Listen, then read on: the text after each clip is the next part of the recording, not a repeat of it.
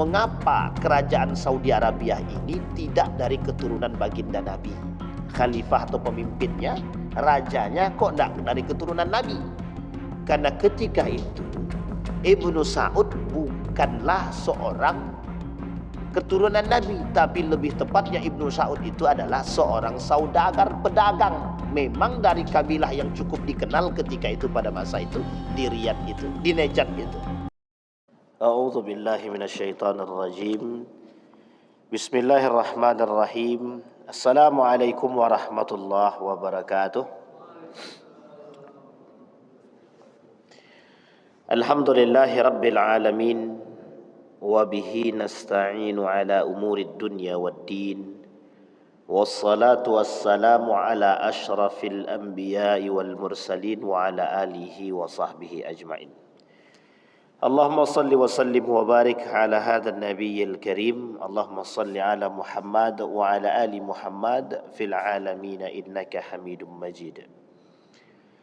يا أيها الناس اتقوا ربكم الذي خلقكم من نفس واحدة وخلق منها زوجها وبث منهما رجالا كثيرا ونساء واتقوا الله الذي تساءلون به والأرحام إن الله كان عليكم رقيبا. وقال الله تعالى يا أيها الذين آمنوا اتقوا الله وقولوا قولا سديدا يصلح لكم أعمالكم ويغفر لكم ذنوبكم ومن يطع الله ورسوله فقد فاز فوزا عظيما.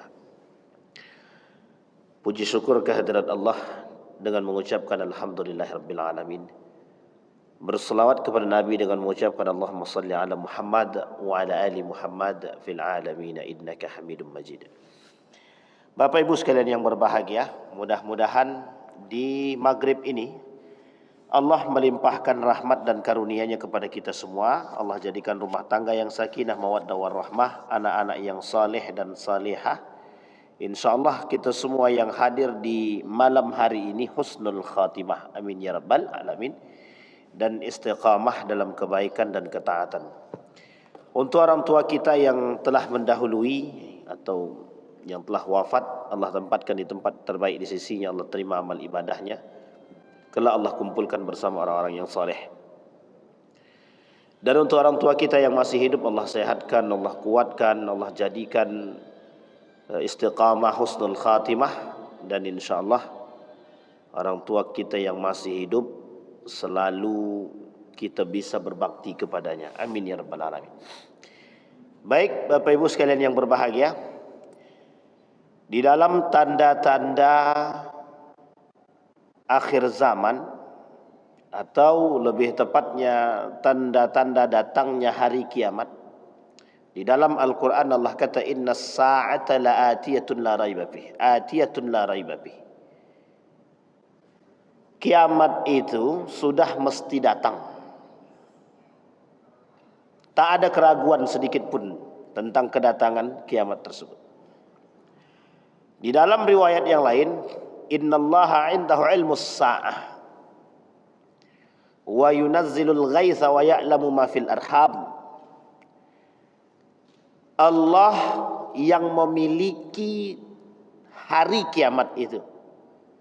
Satu ketika bertanya sahabat kepada Nabi tentang hari kiamat, Nabi menjawab itu adalah urusan Allah. Tetapi pada itu ketika baginda Nabi duduk bersama para sahabat, datang seorang pemuda kemudian bertanya, ditanyakan tentang kiamat. Nabi jawab, yang ditanya tidak lebih tahu daripada yang bertanya. Kemudian ditanyakan tentang amarat, tanda-tandanya. Barulah kemudian Nabi menjawab, salah satu di antaranya munculnya binatang melata. Atau kemudian Nabi sampaikan seorang budak melahirkan anak daripada tuan dia. Tanda-tanda ini adalah penyebutan Nabi bagi orang-orang yang beriman, yang mau mengimani tanda-tanda yang dituruni. Apa tujuannya? agar bisa mempersiapkan diri jika bertemu dengan kondisi tersebut. Maka muncul dalam pandangan ilmu sa'ah, ilmu hari kiamat itu, setidaknya tanda-tanda hari kiamat itu kata para ulama terbagi dua, yang besar dan yang kecil. Di dalam tanda-tanda kiamat yang kecil sudah kita pelajari, sekarang masuk kepada tanda kiamat yang besar, yang oleh sebagian ulama mengatakan setidaknya ada 4 figura hari kiamat. Ada 4 figura di akhir zaman sebagai gerbang masuknya kepada hari kiamat. Yang pertama, munculnya Dajjal. Yang kedua, Ya'jud wa Ma'jud, figura. Yang ketiga, ada persoalan Al-Mahdi wa nuzul Isa. Yang keempat tu Imam Mahdi, begitu juga turunnya Nabi Isa alaihissalam. Dalam pandangan para ulama, kalau 4 figura ini, dalam 4 model ini, dalam 4 bayangan dan tanda ini, dan alamat ini sudah terjadi, maka bisa kita katakan kedatangan kiamat itu. Terutama persoalan turunnya Nabi Isa. Tak disebutkan oleh Nabi dalam hadis yang lain, kecuali kata Nabi itu berkaitan dengan datangnya kiamat. Persoalan turunnya Nabi Isa. Tidak ada persoalan turunnya Nabi Isa itu kecuali pada persoalan hari kiamat. Begitu juga pada persoalannya Imam Al-Mahdi. Nah, malam hari ini kita akan coba bahas sedikit tentang Imam Al-Mahdi atau Al-Mahdi. Siapa Al-Mahdi? Bagaimana model nasabnya? Yang pertama yang mau kita bahas, pernyataan Mahdi atau Imam Mahdi dalam hadis yang sahih, serendah-rendahnya dalam hadis yang hasan. Yang kedua nanti akan kita sampaikan, jika waktu memungkinkan, Al-Mahdi dalam pandangan Yahudi dan Al-Mahdi dalam pandangan Syiah. Dan yang ketiga nanti Al-Mahdi dalam pandangan para ilmuwan. Apa yang mereka sebut dengan tentara Mahdi, apa yang mereka sebut sebagai penyelamat. Kalau bahasa lainnya kata orang Yahudi, juru selamat. Juru selamat. Tak hanya di agama lain yang punya juru selamat, di Yahudi juga punya juru selamat. Nah, ini yang kemudian akan kita coba. Maka kata baginda Nabi Muhammad sallallahu alaihi wasallam, Al-Mahdiyu minna ahlal baiti yuslihullahu fi lailatin. Kata Nabi dalam hadisnya dari Ali bin Abi Thalib, Al-Mahdi itu termasuk dari golongan kami, Ahlul Bait. Allah memperbaikinya pada malam hari. Hadis ini diriwayatkan oleh Imam Ahmad. Kemudian dalam riwayat Ibnu Majah dengan model yang sama, kemunculan Imam Mahdi adalah sebuah keniscayaan yang tak bisa kita mungkari, kita ingkari.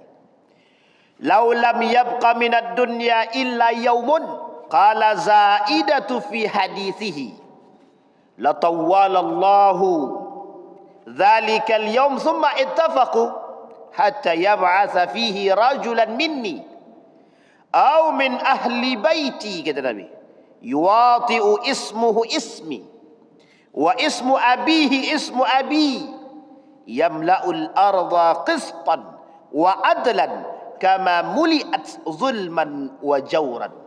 Kata Nabi, andai kata tidak tersisa di muka bumi ini satu hari, Zaidah kemudian bertutur pada hadisnya, sesungguhnya Allah akan memanjangkan hari itu. Kemudian mereka para rawi bersepakat hingga Allah membangkitkan pada hari itu seorang lelaki yang namanya sama dengan namaku, nama bapak dia sama dengan nama bapakku, kata dia. Dia memenuhi bumi ini dengan keadilan. Kemudian sebagaimana sebelumnya bumi telah dipenuhi dengan kezaliman dan kelaliman. Kezaliman. Ini poin penting untuk kita pahami dari hadis dulu.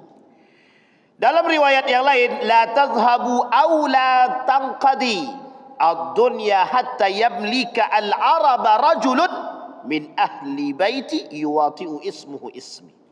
Kata Nabi, tidak hilang atau tidak berakhir dunia ini sampai seorang lelaki dari kalangan ahlul bait memimpin bangsa Arab yang namanya mirip dengan namaku. Sampai sini dulu kita bahas. Bapak Ibu sekalian yang berbahagia, persoalan Imam Mahdi ini tidak bisa kita ingkari. Para ulama dari berbagai macam kalangan, baik Malaysia, Arab, Saudi Arabia misalkan, Yaman, dan para asatid dan da'i-da'i yang lain, mencoba memahami maksud daripada Imam Al-Mahdi dalam berbagai macam kacamata, termasuk salah satunya dalam kacamata para ilmuwan. Ada yang mengatakan tentaranya Mahdi itu teknologi. Ada yang mengatakan tentara Al-Mahdi itu adalah orang yang kelak memenangkan dalam perperangan terakhir, dan lain sebagainya. Ini adalah gambaran dalam perspektif yang dibangun oleh mereka. Setidaknya yang paling zahir untuk kita imani terlebih dahulu, Imam Mahdi itu mesti sejalan dengan apa yang dikatakan oleh Nabi. Itu iman pertama. Wajib kita mengimani keberadaan Imam Mahdi atau turunnya Imam Mahdi atau datangnya Imam Mahdi itu sama nama dia dengan nama Nabi, dan nama bapak dia sama dengan nama bapak baginda Nabi Muhammad SAW. Itu yang harus kita imani pertama. Yang kedua yang harus kita imani, berasal dari tanah Arab, tidak berasal dari Indonesia. Nah ini, tapi kalau di Indonesia ini dianggap Arab, ya belum tentu juga. Maka nanti Bapak Ibu sekalian yang berbahagia, setidaknya ada 3 Imam Al-Mahdi ini. Dalam pandangan kemunculan itu berasal dari 3 dalam pandangan para ulama itu. Yang pertama, min qibalil Khurasan, min qibalil Masyriq. Nah, ini penting untuk dipahami. Yang pertama dari Khurasan, yang kedua dari timur. Ada yang mengatakan yang ketiga ini saya lupa. Yang ketiga ini saya lupa. Dia ada 3 pandangan setidaknya. Kalau kita runut ini sejarah, dalam pandangan para ulama Khurasan, ini kalau kita bicara dengan Khurasan, kita tak bisa lepas dari Iran, kita tak bisa lepas dari Irak, kita tak bisa lepas dari Syam. Ini poinnya di situ memang. Dia putarnya di situ memang. Dan kalau kita lihat lagi kalimat qibal al-masyriq, dari sebelah atau sisi daripada masyriq timur, ya sama. Cuma tak disebutkan di situ min qibalil maghrib atau min qibalil gharbi, enggak. Berarti dia tak turun di Belanda, enggak turun di Amerika. Mungkin bukan turun di Amerika, turun untuk menghancurkan Amerika mungkin gitu. Atau lahir untuk menghancurkan kezaliman. Yang membangun kezaliman, yang tak membangun kezaliman, ya tidak usah dihancurkan lah. Baik. Nah, ini poin penting untuk dipahami terlebih dahulu. Jadi iman yang harus kita imani terlebih dahulu dalam garis lurus yang disampaikan oleh Al-Ustaz Fatihah dalam kitab ini, dia merujuk kepada hadis-hadis yang sahih dan hadis-hadis yang hasan. Sebelum nanti kita lihat bagaimana pandangan Yahudi dan Syiah. Karena cuma 2 ini yang kental dengan pemahaman mereka yang menimbulkan kontroversi di tengah umat Islam, Yahudi, dan ada satu lagi golongan yang disebut dengan Syiah. Kenapa Syiah kental mengatakan dari golongan dia min ahli baiti? Karena bagian daripada keluarga baginda Nabi Muhammad sallallahu alaihi wasallam. Baik, itu poin keimanan. Jadi kita tidak boleh mengingkari akan datangnya Mahdi itu. Hanya saja yang menjadi persoalan perdebatan itu bentuk kedatangannya seperti apa, orangnya seperti apa, gantengnya, dan itu lain sebagainya. Ciri khas dan karakter fisik Al-Mahdi. Al-Mahdiyu minni ajla jabhati aqnal anfi yamla'ul arda qistan wa adlan kama muli'at jawran wa zulman yamliku sab'a sinin. Al-Mahdi itu berasal dari diriku atau dariku, kata Nabi. Lebar dahinya dan panjang mancung hidungnya. Dia akan memenuhi bumi dengan kelurusan dan keadilan, sebagaimana sebelumnya bumi dipenuhi dengan kezaliman dan kekacauan. Dia akan berkuasa selama 7 tahun. 7 tahun. Jadi saya lupa bawa bawa proyektor itu bisa kita lihatkan di draft turunan dia itu selama 7 tahun itu. Besok insyaAllah lain waktu kalau kita ketemu di pertemuan selanjutnya kita sampaikan. Di Sabtu subuh kalau kita Allah izinkan. Itu 7 tahun 9 bulan. Diprediksi oleh para ulama lama kepemimpinannya Al-Mahdi itu 7 tahun 9 bulan. Dan itu masa perperangan, kata para ulama. Orang yang datang untuk menumpas kezaliman-kezaliman itu. Baru ingat saya, ada satu kota yang disebut bisa jadi gitu. Kalau kita merujuk kepada karakternya orang-orang Pakistan dan Afghanistan, ini juga poin pandangan oleh para ulama. Kata mereka, kalau dilihat daripada ciri-ciri dia, ciri keberaniannya, ciri kekuatannya, ciri kebangkitannya, dan daerahnya, itu hampir masuk pada posisi itu. Cuma kalau Nabi kata dia min ahli baiti, sekarang kita lihat sudah tersebar kemana saja turunan silsilah baginda Nabi Muhammad SAW. Ada Yaman, Indonesia, Malaysia, di mana-mana sudah ada keturunan Nabi. Artinya ini termasuk salah satu poin yang membantah yang mengatakan bahwa keturunan Nabi sudah habis. Jadi kalau ada yang mengatakan keturunan Nabi sudah habis ketika tragedi Karbala, berarti dia tidak akan mengimani keberadaan Al-Mahdi. Karena hadis Nabi mengatakan Al-Mahdi itu datang dari Kibali, dari ahli baiti. Ini menunjukkan dalil yang menunjukkan bahwa keluarga Nabi, keturunan Nabi masih ada yang hidup. Maka bisa jadi Afghanistan, bisa jadi Pakistan, bisa jadi apakah mungkin dari Najat? Tidak. Karena Najat satu kota yang diancam, yang disebutkan akan kecelakaan. Celakalah bagi Najat dan celakalah bagi Kufah. Kufah itu mana? Irak. Tapi dalam perperangan, dalam struktur perperangan, oleh para ulama dilihat dalam gambaran 7 tahun 9 bulan itu, negara yang ikut terkhusus yang Arab itu, yang Timur itu, yang Khurasan itu, masuk semua. Irak, Iran, Syria, Yordan, Pakistan, Afghanistan. Itu masuk semua. Saudi Arabia, masuk semua. Artinya apa? Timur. Dulu, tidak bisa diingkari, Renaissance. Kita bicara tentang sedikit Renaissance. Renaissance itu artinya kebangkitan Islam.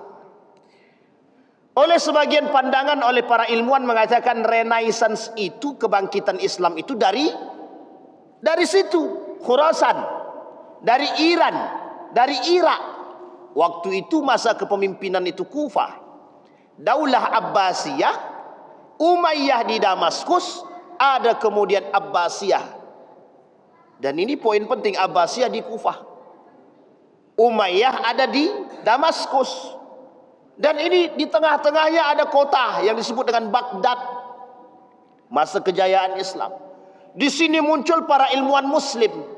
Makanya mohon maaf, ilmuwan-ilmuwan Muslim pada masa itu, mohon maaf, belum ada yang berasal dari Saudi Arabia itu. Waktu itu belum ada yang berasal dari Saudi Arabia.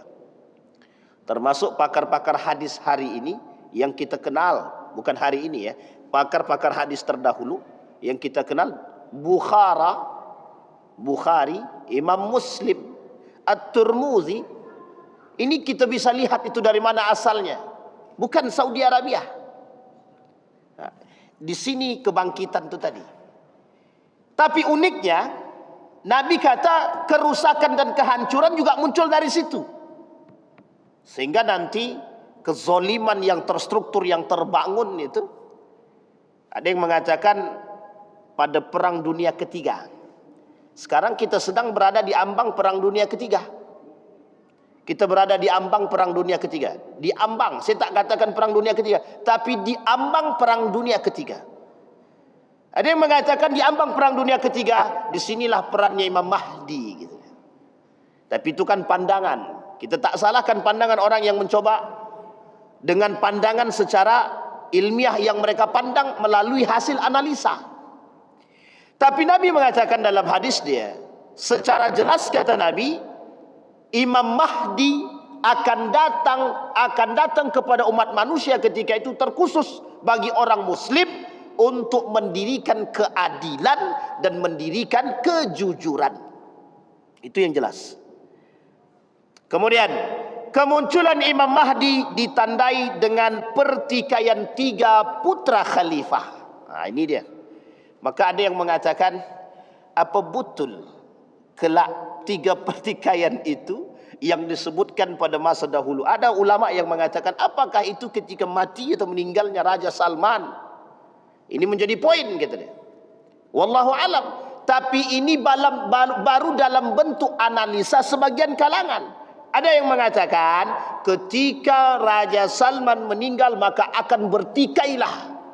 Pertanyaannya, apakah simbol Islam hari ini, simbol kekhalifahan Islam ada pada Saudi Arabia? Ataukah ada pada Yaman? Ataukah pada Oman? Ataukah pada Dubai? Ataukah pada yang lain? Kenapa dijadikan tolak ukur kerajaan Saudi Arabia? Karena di situ ada Makkah dan Madinah. Itu saja.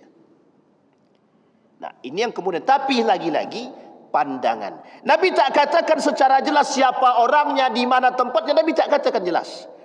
Yaqtatilu inda kanzikum salasatun kulluhum ibnu khalifah thumma la yasiru ila wahidin minhum thumma tatlu'ur rayat as-sudu min kibalil masyriq fayaqtulunakum qatlan lam yuqtalhu qaumun thumma dzakara syai'an la ahfazuhu faqala fa idza ra'aitumuhu fabayi'uhu walau habwan ala thalji fa innahu khalifatullahil mahdi. Akan berperang memperebutkan harta dan kekuasaan, pembendaharaan kalian 3 golongan. Semuanya anak keturunan khalifah. Kemudian harta itu tidak akan pernah menjadi milik satu golongan pun di antara mereka. Kemudian muncullah panji-panji hitam dari arah timur. Lantas mereka akan memerangi kalian dengan sebuah perperangan yang belum pernah satu kaum pun diperangi seperti itu. Kemudian Rasulullah menceritakan sesuatu yang aku tidak menghafalnya. Lalu beliau bersabda, apakah kalian melihat?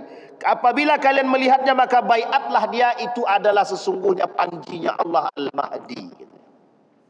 Sekarang kita coba lihat sejarah, bukan sejarah. Sekarang coba kita menelaah sedikit. Misal kita kembali ke kerajaan Saudi Arabia, sistemnya kerajaan. Kita kembali ke Dubai, sistemnya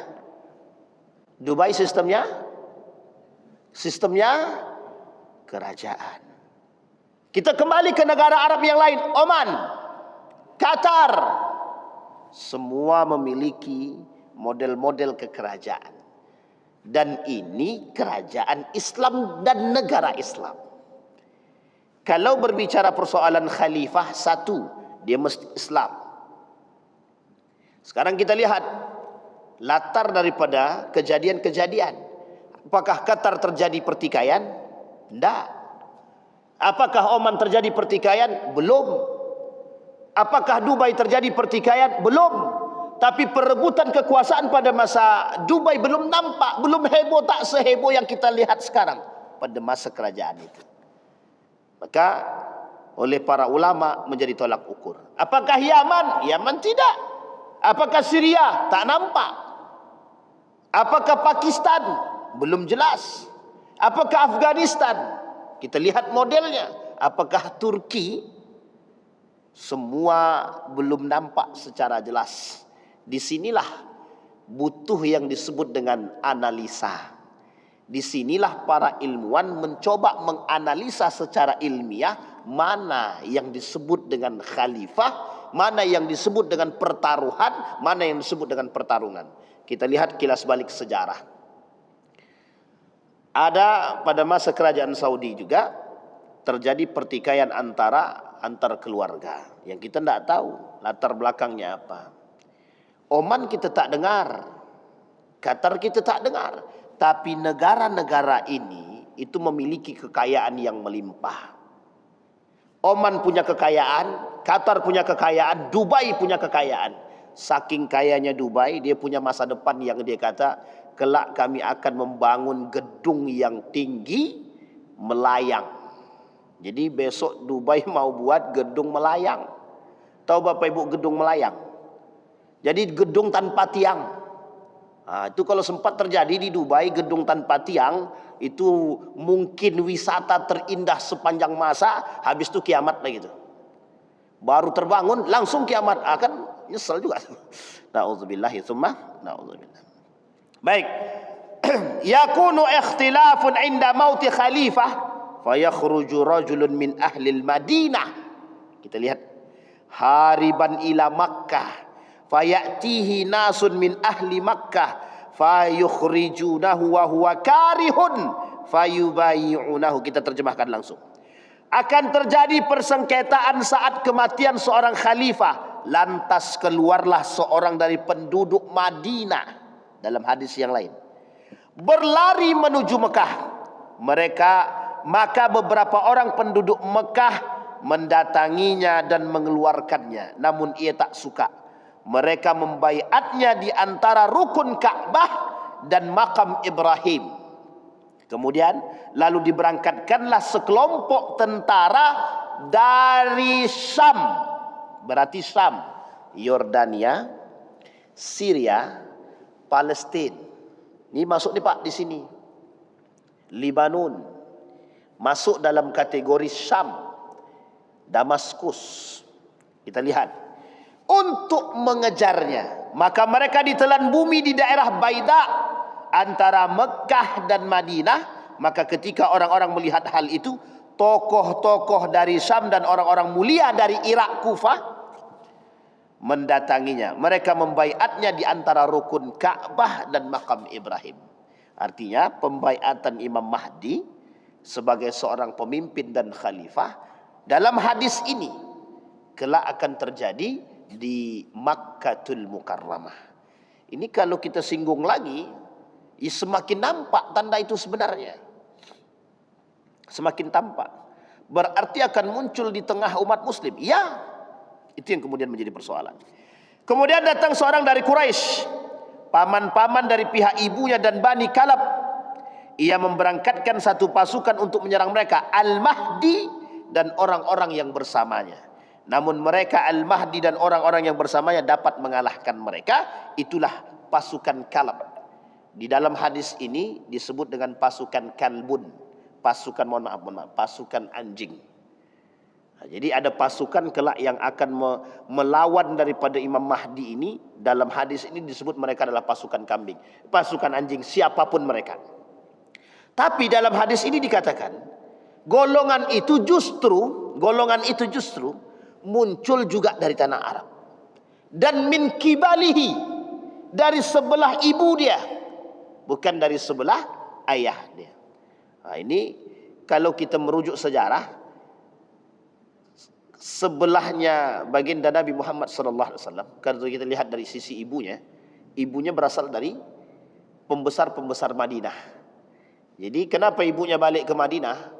Di situ ada makam daripada Abdullah, ibunya tinggal di sana, keluarga besarnya di Madinah. Sementara yang di Mekah itu ayahnya Abdullah, lahir di Mekah dan besar di Mekah. Baik. Lalu harta dibagi-bagi dan diberlakukanlah sunnah Nabi. Ia Al-Mahdi akan mensyiarkan Islam ke seluruh penjuru bumi. Ia akan menetap selama 7 tahun. Ada yang mengatakan 7 tahun 9 bulan. Lalu meninggal dan ia pun disolati oleh kaum muslimin. Baik, kemudian pasukan yang akan mengejar Imam Mahdi akan dibenamkan. Abasa Rasulullah sallallahu alaihi wasallam fi manamihi. Rasulullah sallallahu alaihi wasallam melihat dalam mimpi dia, faqulna ya Rasulullah, sana'ta syai'an fi manamika lam takun taf'aluh. Faqala al-ajabu inna nasan min ummati yu'ammuna bil baiti bi rajulin min Quraisy qad laja'a bil baiti hatta idza kanu bil baida, nama tempat, khusifa bihim faqulna ya Rasulullah inna at-tariqa qad yajma'un nasa. Qala na'am fihim al-mustabsir wal majbur wa ibnu sabil yuhlikuna mahlakan wahidan wa yasduruna masadra syai' yab'asuhumullahu ala niyatihim.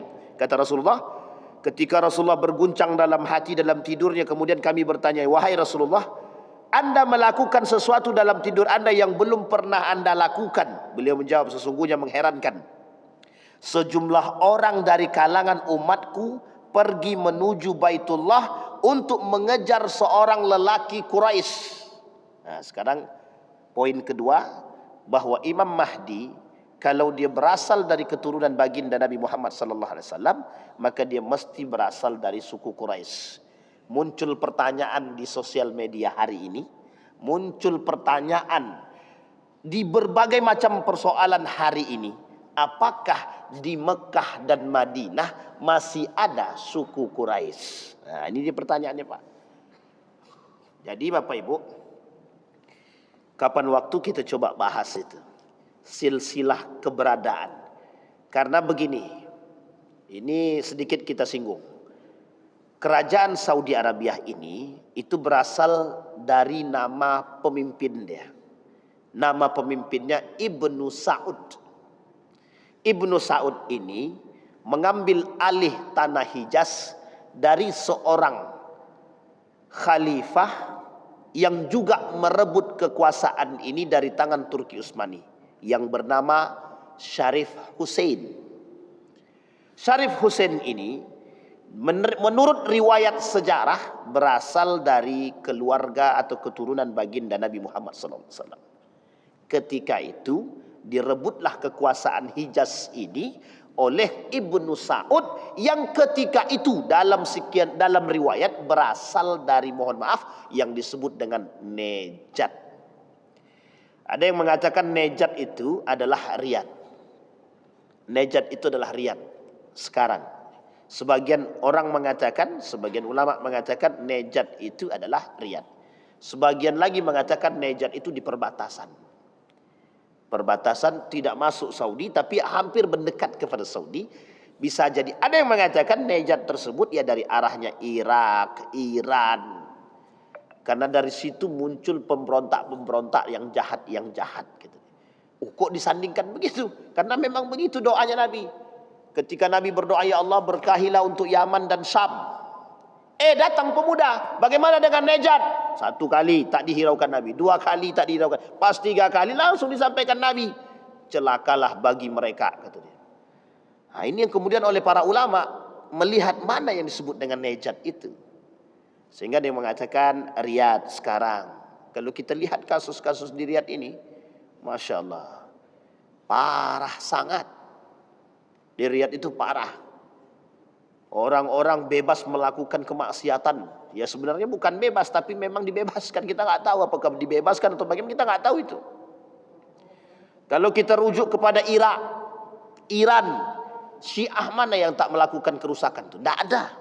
Sampai Syiah yang pindah ke Mesir, disebut mendapat julukan namanya Syiah Fatimiyah, itu juga ikut menghancurkan Islam itu dulu. Sampai Mesir itu pernah jaya pada masanya, pada masa kekhalifahan, pada masa kepemimpinan Syiah Fatimiyah. Ada namanya Syiah Safawiyah juga pernah memberontak kepada Turki Utsmani. Itu jalur munculnya dari mana? Irak, Iran. Pertanyaannya berarti dari situ muncul kerusakan, ya. Khawarij muncul dari mana? Irak, perbatasan Harura, perbatasan Irak, Harura. Di mana muncul Mu'tazilah? Juga dari situ. Di mana munculnya kaum Syiah itu juga, Murji'ah dari situ juga. Kelompok-kelompok yang ingin melepaskan diri. Artinya banyak juga aliran-aliran yang muncul dari situ. Nah, ini tolak ukur yang kita lihat. Kembali kepada poin tadi, maka ketika Ibnu Sa'ud ini bekerja sama dengan Inggris ketika itu dalam sejarah, maka dia merebut itu yang disebut dengan Hijaz dari tangan Syarif. Maka ketika muncul pertanyaan, mengapa kerajaan Saudi Arabia ini tidak dari keturunan baginda Nabi? Khalifah atau pemimpinnya, rajanya kok tidak dari keturunan Nabi? Karena ketika itu Ibnu Sa'ud bukanlah seorang keturunan Nabi, tapi lebih tepatnya Ibnu Sa'ud itu adalah seorang saudagar, pedagang. Memang dari kabilah yang cukup dikenal ketika itu pada masa itu di Riyadh itu, di Najad itu. Sampai di sini bisa dipahami. Satu-satunya negara di muka bumi ini yang diambil dari nama pemimpinnya, yang disebut sebagai Al-Mamlaka Al-Arabiyah As-Saudiyah, kerajaan Saudi Arabia. Diambil dari nama Ibnu Sa'ud yang sampai hari ini turun-temurun kepemimpinannya.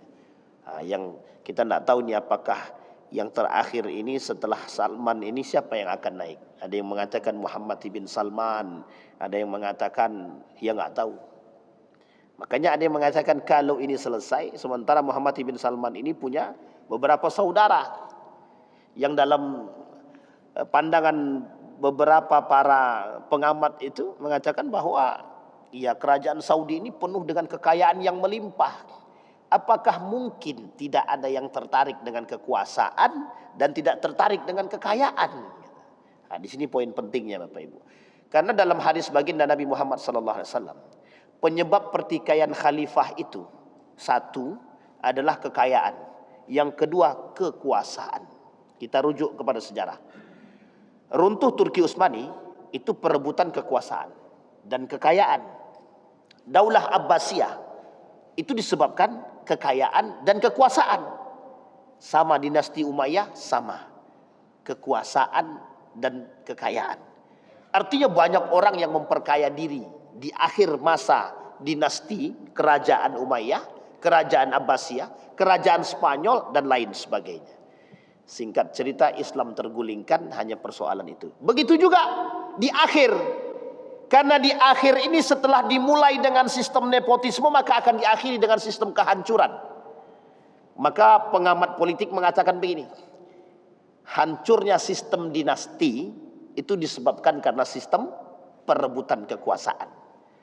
Jadi rata-rata sistem kerajaan itu hancur disebabkan karena perebutan kekuasaan. Sedangkan tak sistem kerajaannya ada sistem kudeta, apalagi sistem kerajaan. Pokoknya aku ini anak tertua yang lebih berhak memimpin, kan begitu. Sehingga kalau adik-adiknya tidak punya iman yang kuat, ya bertikailah. Tapi dalam sejarah mana yang tidak terjadi perebutan kekuasaan? Hampir di setiap kerajaan terjadi perebutan kekuasaan. Artinya dimulai dengan sistem dinasti pada masa Muawiyah bin Abi Sufyan, maka akan diakhiri dengan perebutan kekuasaan yang kelak pertikaian itu di tengah umat muslim itu sendiri untuk memilih siapa khalifah dia. Karena sistemnya khilafah. Baik. Nah di sini Bapak Ibu sekalian yang berbahagia. Maka kemudian kata Nabi, dari kalian umatku mengejar seorang lelaki Quraisy yang sudah berlindung di Baitullah. Namun ketika pasukan itu berada di gurun pasir, mereka dibenamkan di dalam bumi. Kami bertanya, wahai Rasulullah, bukankah rombongan itu menghimpun banyak orang? Beliau menjawab, ya, di antara mereka ada yang memang berniat ke Baitullah, ada pula yang dipaksakan ikut, ada juga orang-orang yang kehabisan bekal di perjalanan. Mereka semua dibinasakan oleh Allah tetapi mereka akan muncul di tempat yang berbeda-beda. Allah membangkitkan mereka berdasarkan niat mereka. Jadi nanti dari kalau kita bahasakan ilustrasinya begini. Di Mekah, Imam Mahdi. Nanti orang yang ingin membunuh Imam Mahdi ini datang dari arah timur juga. Makanya saya sebut salah satu tempatnya itu nanti akan muncul dari Irak. Maka di situ jalur pertempurannya nanti ada namanya tempur antara Imam Mahdi dengan Irak. Nanti Irak dengan mana? Nanti ada Turki dengan Iran, ada Turki dengan Irak, kemudian ada Saudi Arabia dengan apa, Yordania dengan apa, Palestina dengan apa. Ini saya tak hafal betul itu tentang perang-perangnya itu, tapi sudah disebutkan. Ada namanya buku judulnya Perang Akhir Zaman. Nah, jadi buku Perang Akhir Zaman itu menyebutkan semua perang sebelum datang pada perang terakhir. Jadi isinya memang perang aja, maksud. Iya memang perang aja isinya terakhir. Makanya nanti dalam pandangan para ilmuwan hari ini, perang dunia ketiga itu dalam pandangan sekilas gitu ya. Dalam pandangan politik yang berperang itu antara Cina dengan Amerika. Tapi dalam satu sisi pandangan itu tidak begitu. Dalam satu sisi perang itu satu di antara sekian banyak negara Arab itu ada satu negara Arab yang ikut memiliki strategi perang yang bagus. Salah satunya dianggap adalah kerajaan Saudi Arabia. Nah, ini kita coba cek sedikit. Mengapa Saudi Arabia berpindah dari kilang minyak ke pariwisata? Kalau kilang minyak yang menekannya banyak, kalau pariwisata tidak ada yang menekan. Jadi ada juga yang berpandangan strategi yang dibangun oleh Muhammad bin Salman bagus. Apa bagusnya? Membangun wisata, pendapatan dari wisata. Coba bayangkan pendapatan dari wisata. Baitullah dijadikan wisata, wow begitu banyak. Maka kata Nabi dalam hadisnya sendiri, nanti akan datang orang pergi ke Baitullah itu bukan tujuannya untuk haji. Nabi bilang dalam riwayat yang lain, ada orang kelak di akhir zaman itu pergi ke Mekah bukan untuk haji, tapi untuk foya-foya, untuk melihat, untuk ini, untuk itu dan lain sebagainya. Termasuk salah satunya dalam hadis yang kita sebut tadi. Ada orang yang punya ingin niat ke Baitullah untuk mencari Imam Mahdi, ada yang ke Baitullah untuk berfoya-foya, bermegah-megahan, untuk berfoto dan lain sebagainya. Dan ini poin ini kelak 2035 kita bisa lihat bagaimana perkembangan Saudi Arabia. Termasuk salah satunya tujuannya kelak nanti dari Ka'bah menuju gerbang pintu Ka'bah itu, dari gerbang masjid itu 2 kilo. Itu jalan kaki itu Pak. Jalan kaki 2 kilo, berarti kita sholatnya di mana? Sholatnya di kilo terakhir lah. Itu nggak tahu hotelnya di mana, Ka'bahnya di mana. Jadi dari gerbang menuju Ka'bah itu jalan kakinya jauh banget itu kalau betul terjadi dalam gambaran misi daripada kerajaan Saudi Arabia terhadap perluasan Ka'bah atau Masjidil Haram itu. Artinya sudah dibuka oleh mereka jalan menuju pariwisata tersebut. Maka ada seorang ahli politik mengatakan salah satu strategi yang dilakukan oleh Muhammad bin Salman untuk bisa andil dalam perang dunia itu. Bisa jadi. Ya wallahu a'lam bishawab. Baik. Dalam riwayat yang lain. Nah, kemudian usia Al-Mahdi ketika memegang kekuasaan. Ismuhu ismu Nabi.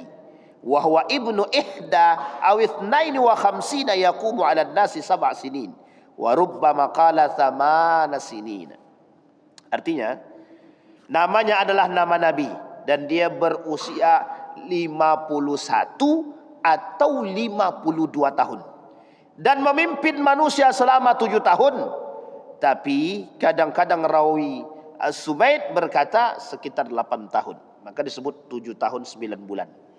Ada yang mengatakan 7 tahun 9 bulan, ada yang mengatakan 8. Umurnya 51. Berarti umur siapa sekarang? Umur Bang Didi lah, 51 tahun. 51, 52. Kira-kira muda atau tua? Itu masa kepemimpinan.